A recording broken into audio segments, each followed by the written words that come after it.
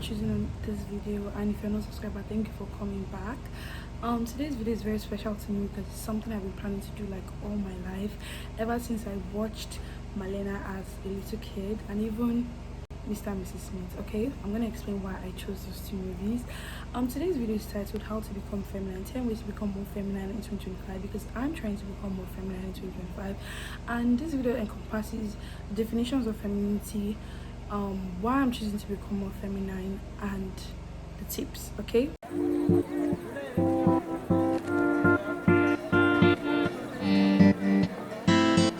so this is going to be my little mic today because I always like to have a mic to explain. Okay, so has there ever been a movie? I'm talking to women. I hope this is for women watching it, or if you're a man, whatever. So have you ever been a person, a woman, when you were little, you just had that film, or even that woman that you saw on the road that just left an impact because of how good she looked and how great she carried herself? Well, I was that child. When I was little, I watched Mr. and Mrs. Smith, and I was just like, wow, this person looked really good, especially Angelina Jolie in that film. Just looked so put together. Her hair was always nice. She looked like she smelled good. She just had that confidence and that aura that she kept walking with, and I wanted to be like her. And I kept researching. I was like, what made this woman stand out? Apart from her obvious beauty, which, I mean, she has outstanding beauty, I think there are still things, despite you not looking exactly like Angelina Jolie, I know there are still things that she has done over the years in her life to really embody that femininity that she carries so well, right? Same thing with Malena, very beautiful woman. Even in her old age now, she's so beautiful. And I just think there are things that these people have done to really look and feel so good, because I know beauty is beauty, and they have beauty, but still it's just that aura they have that just always hits. Okay, so these are my tips, and these are tips that I've researched heavily upon, and I'm going to be carrying it out, and I hope that my January 2025 person is quite different from who I'm going to be in December 2025. Masculinity is defined as, these are traits that are very predominant in male, while femininity is like traits that are going to be predominantly in women, right? Females, right? So masculinity could involve traits like being very courageous, being more of a dominative figure, and taking care of your family in a protective manner, while we have feminine traits that could include kindness, empathy, and that's first to just be motherly, right? These are traits that, you know, these are the differences. It is so good for we as women to become more feminine. I'm not saying our femininity is so strong. It has always been portrayed as a very weak character. It's just like we females have always been portrayed to be weaker, which is not true, because we literally carry life and bring life into this world. There's nothing greater than being a mother and being able to carry someone in you for 9 months and 10 months, sometimes even a year for some people, and then bring them to the world and train them up to become great people. So I always say that women are the strongest, you know, species ever. So okay, femininity is not you being weak, it's also is you taking that power you have and, you know, embodying it perfectly, and that is what I want to do in 2025. I don't want to be so masculinity is not bad, but I know I'm not set out to be this masculine, very strong girl who doesn't need anybody. Femininity is still needing somebody, but still being able to be strong in your traits, in your traditional traits, in your natural traits. That's what I want to do. And for me, it's not just, I'm still going to be masculine when I need to be masculine, because there are some situations where you're going to be in where you need to be masculine, but I'm just trying to embody my femininity in 2025. Letting go of things, like I said, these tips are also going to, like, can be used for anybody really. It's just tips in life that can help you always feel good as a person. Letting go of things is very important, because when you let go of things, you feel lighter inside, and you just generally feel happy, because you're not thinking about that extra thing, you're not thinking about that extra person or what that person did to you. I'm not saying people cannot do something to somebody that will scar them for life. What I'm saying is that despite the fact that people can do that to you, you should take power in letting go and becoming happier. That person annoyed you, talk to the person. The best you can do at this point is to talk to that person that, I do not like this thing you've done to me, and I hope it doesn't repeat itself. I'm also going to take precaution if maybe what I did affected you to do that to me, but I just hope you're never in this position again. And if that person insists after you've talked to them, I think it's best you let go of that situation and just continue your life, right? So it shows maturity, and it also shows how calm you are as a person, and how respectful and how much you carry yourself to let go of certain situations and hope to never be in that situation. Like me personally, what I'm doing in 2025 is that if I have an issue with you, or if we done something to me, instead of avoiding you completely, I'm just going to tell you out. Like, I don't want this thing to repeat itself. I don't like this thing you did, and I'm going to take, like I said, take precaution to not annoying you to do that. But if it happens again, despite me not annoying you, and then I know that you're not the person I'm supposed to be around in 2025 or moving forward, and I'm just going to ignore and let go of that situation and you completely. So letting go of things is how I am going into 2025, becoming a better person.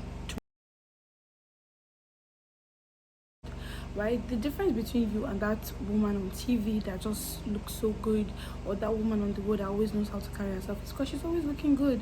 She's not wearing some random ass PJs that have been worn a billion times, and some tops that doesn't even have any reason styling it with that PJ, and just looking so unkept. Okay, the difference between you and her is that she knows when what to wear for certain occasions. If she's at home, she knows okay, she needs to wear a PJ, or she can just be calm. If she's outside, she's always dressing to the T, and she always sends good. So when she passes you, you're always drawn to her, and that is why she carries herself so well, because she dresses so well. So in 2025, I think one tip you should also have is try as much as possible to dress well for every occasion. If you're going to a wedding, dress appropriately. Don't dress appropriately, but dress well, right? You're not supposed to wear white, okay? Then you find a fine ass purple dress or whatever is in the invitation card, and you wear it to the occasion. Send good, look good, do your hair, do your lashes, just always look good. And that's how I'm taking 2025. If I'm invited to anything, I'm always going to dress to the T, not to outshine the bride, but just to look good in my own person. Scenting good as well. Select perfumes that match with you. Everybody has a natural scent, and everybody has scents that they like, so you can select perfumes. Like, you can DM a perfume vendor, oh, I want vanilla scent, can you recommend 3 for me? And then you find one that's cheaper or affordable for you, and you buy it. So that's just how my mentality is going into 2025. Like I said, in tip number 2, I'm saying dress well. Most times people don't dress well because they don't have nice clothes to wear, which is the truth. So when you can, I put when you can, because we're all struggling here. We all have businesses that we do, and not everybody can afford to get Chanel bags every day or every month or even every year. Okay, so when you can, get yourself nice things. It doesn't have to be the most expensive thing. You can go for thrift. If you don't have money to get new things, you can go for thrift. Then go online and search how to style certain items with certain items, build up your personal style, and just look good every time. So getting yourself nice things, it could be, it can set a target, like every month I want to get two nice things for myself, which is something I've planned to do in 2025. So every month I'm supposed to just get one nice things for myself to add up to my collection, and that's a way for you to build your collection, build your wardrobe, and just ensure that you always have these items in case you need them to look good for whatever occasion you are going to. Speak calmly. A feminine person, a feminine woman, is always calm. She's not shouting.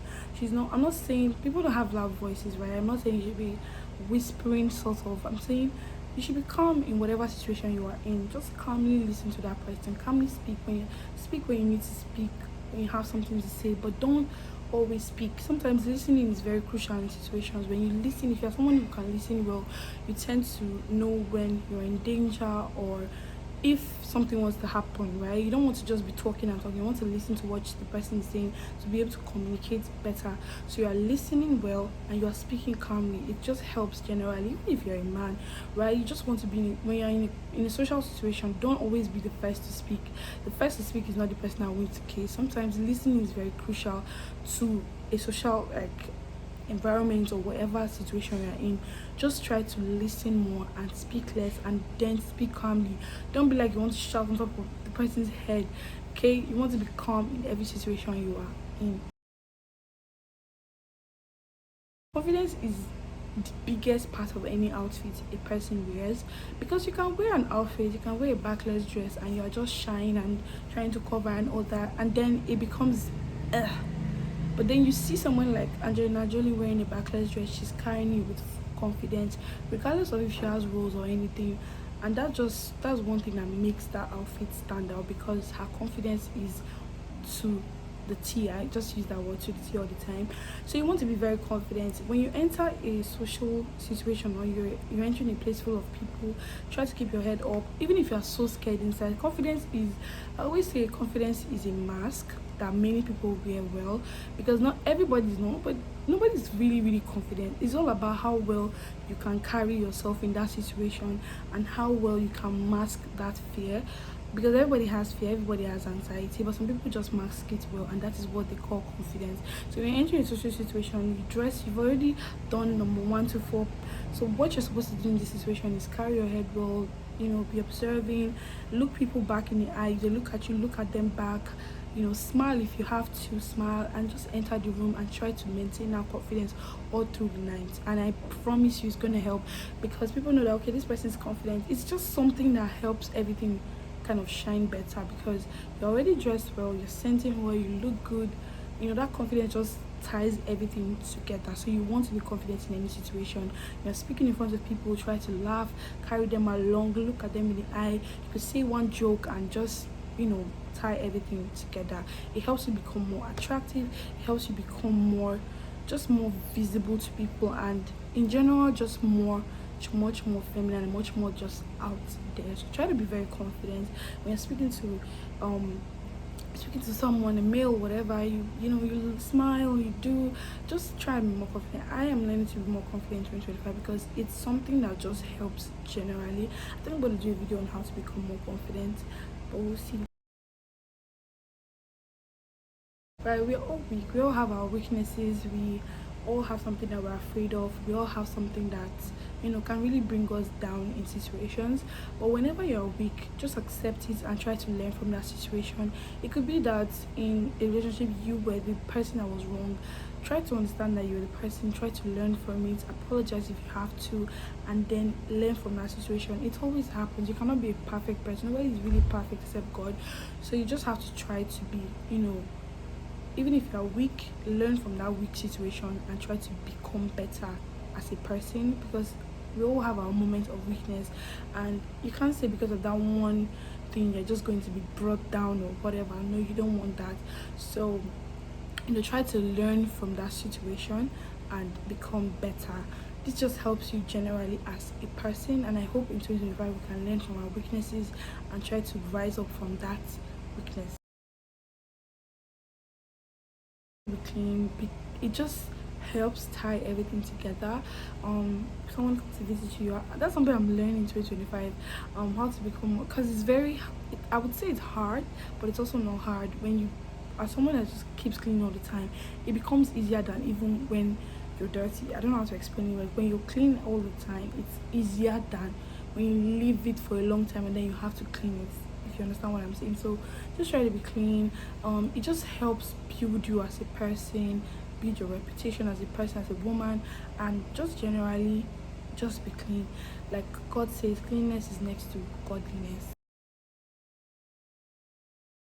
Could learning a hobby helps you become more busy, and when you're busy, you're less likely to do something stupid. I don't know how to explain that, but let's assume in 24 hours after working, you have 8 hours time, or maybe 10 hours or 13 hours, and you sleep for maybe 7 to 8 hours, and then the remaining 5 hours you're really not doing anything. You tend to be leaning to things you're not supposed to lean to, right? But if you're busy with a hobby or two, you don't remember anything. When I was in a situationship per se, it's mentally drained me, because I was not really busy. When you're with your phone 24/7, you tend to do things you're not supposed to do. Even if they advise you from now to tomorrow, you just go back to texting that person because you don't really have anything you're doing.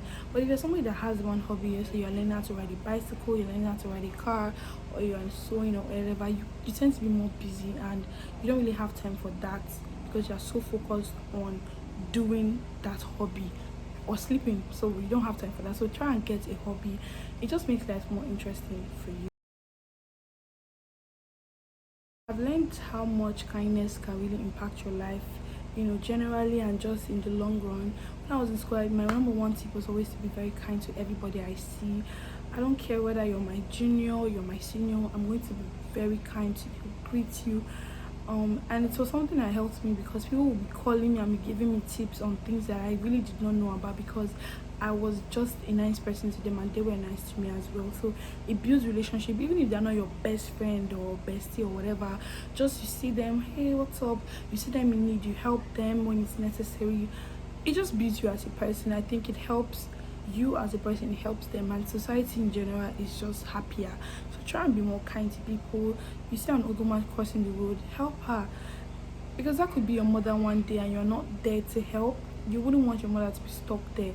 So try and put yourself in people's situations and see it from their own perspective.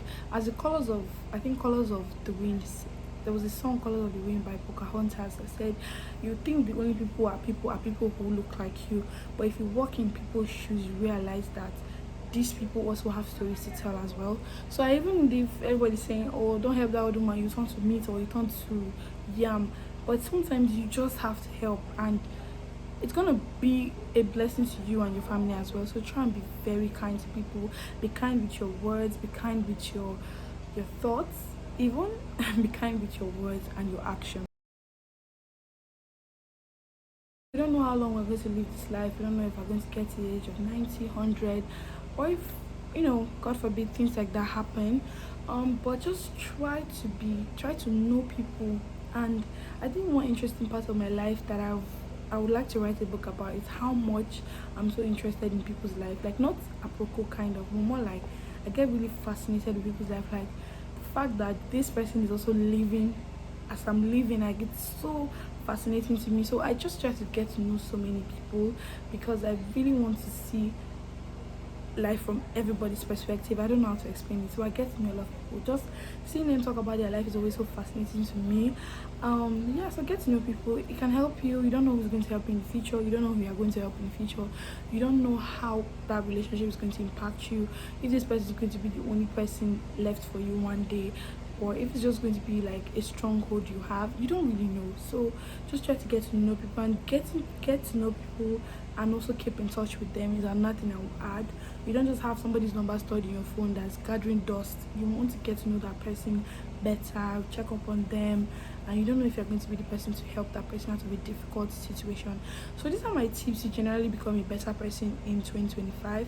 Not just being feminine, okay, being generally a better person, but it also helps to be very feminine, because you want to be that classy girl and that bad bee and all that, but while still maintaining class and being kind to people. So yeah, these are my tips to become feminine and also a better person in 2025. If you stuck right to the very end of the video, thank you. I hope you've subscribed, and if you have any tips to help, you can also comment the tips and just tell me what you think about the video generally. I hope to see you in the next video. Bye.